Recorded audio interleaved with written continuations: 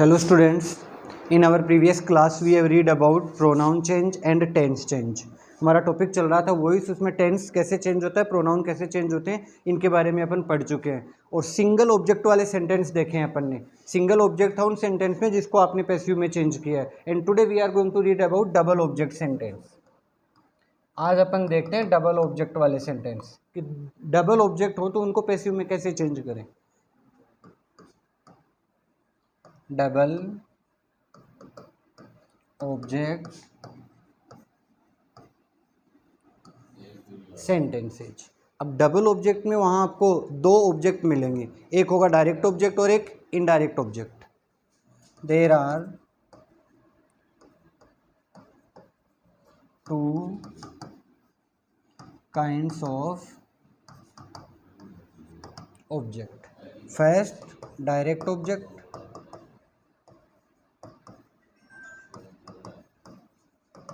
और second indirect object. Indirect object. अब देखो इनमें आइडेंटिफाई कैसे करोगे डायरेक्ट ऑब्जेक्ट कौन सा है और इनडायरेक्ट ऑब्जेक्ट कौन सा है। तो जो डायरेक्ट ऑब्जेक्ट होता है ये होगा नाउन और इनडायरेक्ट ऑब्जेक्ट है ये होगा प्रोनाउन। ओके, डायरेक्ट ऑब्जेक्ट में नाउन होगा, इनडायरेक्ट में प्रोनाउन। अब इनडायरेक्ट ऑब्जेक्ट में प्रोनाउन कौन से होंगे, ये होंगे ऑब्जेक्टिव केस ऑफ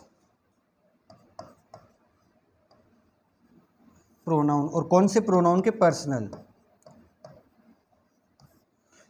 प्रोनाउन का ऑब्जेक्टिव केस होगा फर्स्ट पर्सन, सेकंड पर्सन और थर्ड पर्सन। जैसे अपन ने प्रोनाउन चेंज में देखा था objective case change into subjective case और सब्जेक्टिव इनटू ऑब्जेक्टिव। जैसे आई का ऑब्जेक्टिव केस क्या था, मी, और ही का ऑब्जेक्टिव केस क्या था, हिम। तो ये मी, हिम, एस, देम, ये सारे क्या होंगे, ऑब्जेक्ट होंगे और ये होंगे इनडायरेक्ट ऑब्जेक्ट।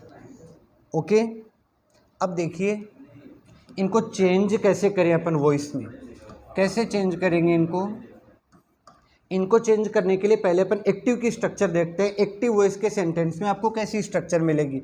एक्टिव में आपको स्ट्रक्चर मिलेगी सब्जेक्ट, उसके बाद वर्ब मिलेगी और उसके बाद क्या मिलेंगे, ऑब्जेक्ट मिलेंगे। ओके, अब यहाँ ये होंगे डायरेक्ट और इनडायरेक्ट ऑब्जेक्ट। अब दोनों से अपन को चेंज करना है, पहले अपन डायरेक्ट ऑब्जेक्ट से चेंज करते हैं और उसके बाद इनडायरेक्ट ऑब्जेक्ट से चेंज करते हैं। दोनों से कितना फ़र्क होगा, इसमें ये फ़र्क होगा कि if we begins with direct object, indirect object is written after third form of the verb with to preposition. यदि डायरेक्ट ऑब्जेक्ट से अपन पैसिव में चेंज कर रहे हैं तो इनडायरेक्ट ऑब्जेक्ट को वर्ब की थर्ड फॉर्म के बाद टू लगा के लिखते हैं। ओके, और यदि अपन इनडायरेक्ट ऑब्जेक्ट से शुरू कर रहे हैं तो डायरेक्ट ऑब्जेक्ट को वर्ब की थर्ड फॉर्म के बाद विदाउट एनी प्रीपोजिशन लिखा जाता है। इतना ही इनमें डिफरेंस है दोनों में। तो देखो आपको कोई सेंटेंस एग्जांपल लेते हैं अपन जिसमें डबल ऑब्जेक्ट हो, he gave me a book. अब देखो इसमें ऑब्जेक्ट आइडेंटिफाई कैसे करेंगे। तो अपन ने पहले ये देखा क्या और किसको का जो जवाब होता है सेंटेंस में, व्हाट और हुज का जो रिस्पॉन्स आता है वो क्या होता है, ऑब्जेक्ट होता है। व्हाट और हुज का रिस्पॉन्स ऑब्जेक्ट होता है। तो इसमें देखिए he gave me a book, उसने मुझे एक पुस्तक दी। क्या दी, ए बुक। ये क्या है, ऑब्जेक्ट है। किसका रिस्पॉन्स आ रहा है, व्हाट का। किसको दी, मुझे। ये भी ऑब्जेक्ट है क्योंकि ये किसका जवाब है, किसको का। क्या और किसको का जो जवाब है वो ऑब्जेक्ट होता है। अब इसमें आपको आइडेंटिफाई करना है, अभी आपको बताया था कि डायरेक्ट ऑब्जेक्ट क्या होगा, नाउन होगा। तो मी और ए बुक में से नाउन क्या है, ए बुक। ये क्या है, नाउन है, इसका मतलब ये डायरेक्ट ऑब्जेक्ट है। और ये मी क्या है, ये ऑब्जेक्टिव केस है आई का, तो ये क्या है, इनडायरेक्ट ऑब्जेक्ट है। ठीक है, अब अपन दोनों से चेंज करते हैं। तो सबसे पहले तो अपन ऑब्जेक्ट को क्या बनाएंगे, सब्जेक्ट बनाएंगे पैसिव में। तो अपन डायरेक्ट ऑब्जेक्ट से चेंज करते हैं। डायरेक्ट ऑब्जेक्ट को क्या बना लिया आपने, सब्जेक्ट बना लिया, ए बुक। उसके बाद आपको हेल्पिंग वर्ब यूज करनी होती है सब्जेक्ट के बाद। यहाँ अपन हेल्पिंग वर्ब यूज करेंगे, वो आएगी एक्टिव के सेंटेंस के अकॉर्डिंग। तो एक्टिव वॉइस का सेंटेंस किस टेंस में आपको ये पहचानना पड़ेगा। Okay, identify the tense of active voice. और यहाँ कौन सा टेंस यूज हुआ है, gave, second form of the verb. और second form of the verb only used in past indefinite. Verb की सेकंड फॉर्म केवल पास्ट इंडेफिनिट में यूज की जाती है। और आपने टेंस चार्ट में देखा है कि पास्ट इंडेफिनिट जब वॉइस में चेंज होता है तो वो was verb plus third form में चेंज होगा। किस में चेंज होगा? Was verb plus third form में। तो यहाँ ए बुक सिंगुलर है, सिंगुलर के लिए अपन क्या यूज करेंगे? वॉज। अब आपने एक रूल ये भी देखा है, we always use third form of the verb in passive voice. Passive में हमेशा वर्ब की कौन सी फॉर्म यूज की जाती है? थर्ड फॉर्म यूज की जाती है। तो यहाँ गेव की थर्ड फॉर्म आएगी given. Given, a book was given. अब आपने देखा था if we begins with direct object, यदि अपन डायरेक्ट ऑब्जेक्ट से शुरू कर रहे हैं, indirect object is return after third form of the verb, तो इनडायरेक्ट ऑब्जेक्ट को थर्ड फॉर्म के बाद में लिखेंगे, मतलब अब लिखा जाएगा indirect object with to preposition. तो टू प्रीपोजिशन के बाद इनडायरेक्ट ऑब्जेक्ट को अपन यहाँ लिख देते हैं, टू मी बाई। अब देखो यहाँ पे ये ही क्या है? सब्जेक्ट है, और subject of active voice change into object of passive voice, इसको पैसिव का ऑब्जेक्ट बनाएंगे। ये ही यहाँ पे सब्जेक्ट था, ऑब्जेक्ट बनेगा तो ये अपने ऑब्जेक्टिव केस में जाएगा, और ही का ऑब्जेक्टिव केस क्या होता है? हिम, तो ये हिम में चला जाएगा, बाई हिम। एक तरीका तो ये है डबल ऑब्जेक्ट के सेंटेंस को चेंज करने का, डायरेक्ट ऑब्जेक्ट से शुरू करें। अब मैं इसी सेंटेंस को इनडायरेक्ट ऑब्जेक्ट से चेंज करता हूँ। इनडायरेक्ट ऑब्जेक्ट से चेंज करेंगे तो भी देखो यहाँ क्या है? इनडायरेक्ट ऑब्जेक्ट क्या है?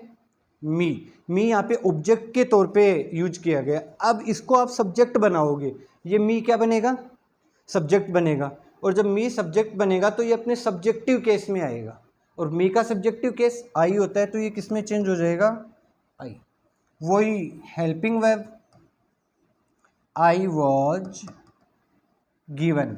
अब इनके बाद देखिए, if we begins with indirect object in passive voice, direct object is written after third form of the verb without any preposition.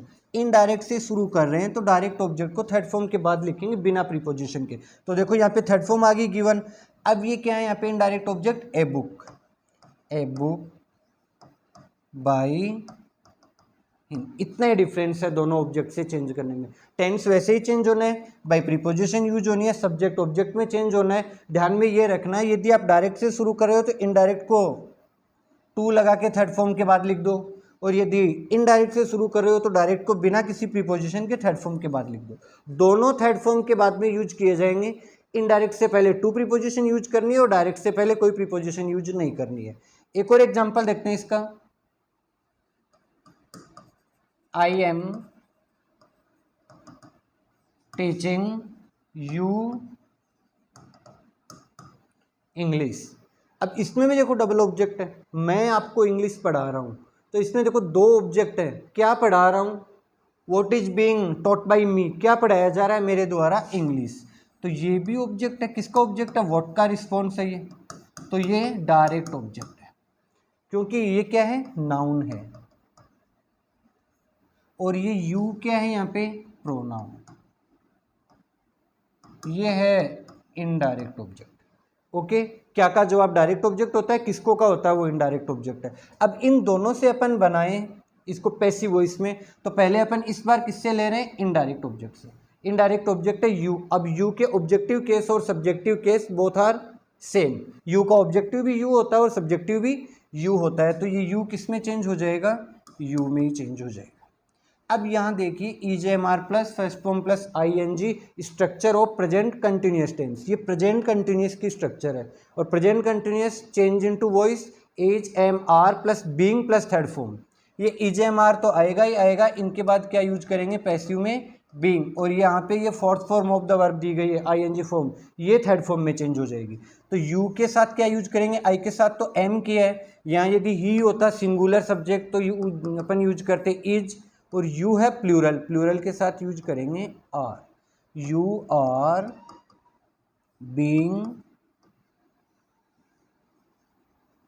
Taught.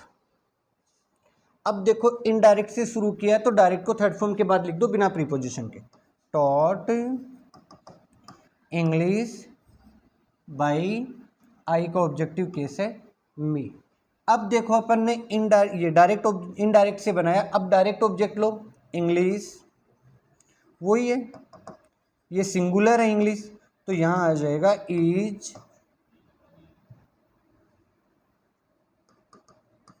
English is being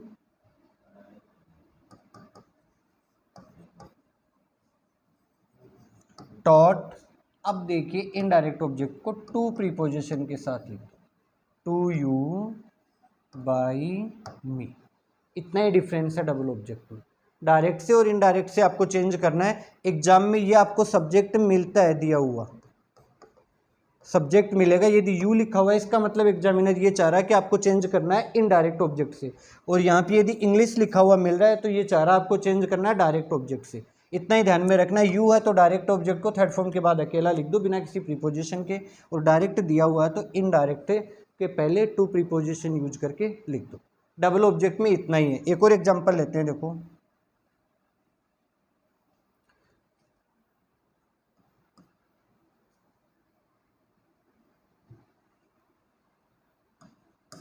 C gives him a book.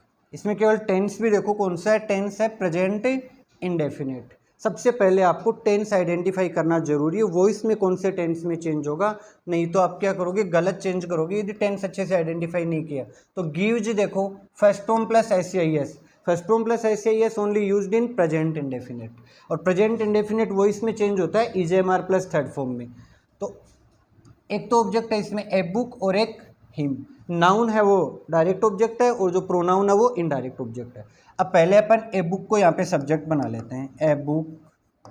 अब देखो present indefinite है, ये इजेएमआर plus third form में change होगा, तो ए book singular है इसलिए अपन is use करेंगे, ए बुक इज गिवन। अब ये इनडायरेक्ट ऑब्जेक्ट रह गया, ये थर्ड फॉर्म के बाद टू प्रीपोजिशन के साथ लिखा जाएगा, टू हिम बाई। सी यहाँ पे सब्जेक्ट है, ऑब्जेक्ट में जाएगा तो अपने ऑब्जेक्टिव केस हर में चला जाएगा, बाई है।